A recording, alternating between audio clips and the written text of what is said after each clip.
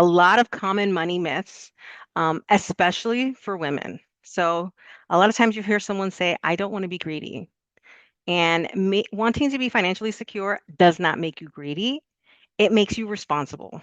So having money or having quote unquote more than you need does not make you greedy. A lot of people think that money changes people, but in reality, money only reveals who you really are.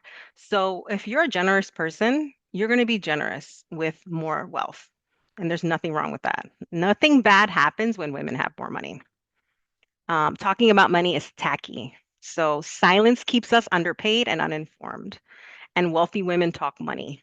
So don't be afraid to talk about money. Maybe there's nobody in your real life that you can have these conversations with, but that's what this group is for, where talking about money definitely is not tacky, it's smart. You also may think my partner handles this stuff.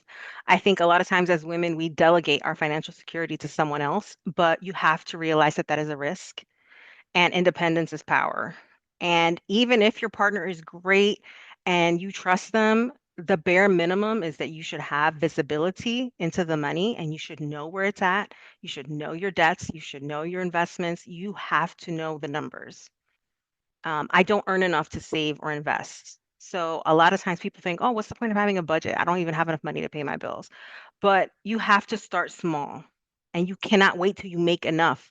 So that's just going to keep putting you behind and behind. And you have to create some goals to work towards. And if you think you can't, you never will. Wealthy people are selfish or lucky. The fact remains that most millionaires did not come from wealth. They did not come from wealthy families. They did not inherit it. You just have to be strategic, and luck favors preparation. So if you put the time and energy in, you're going to get it back. I'm not meant to be rich. And this is for a lot of us who come from maybe generational poverty.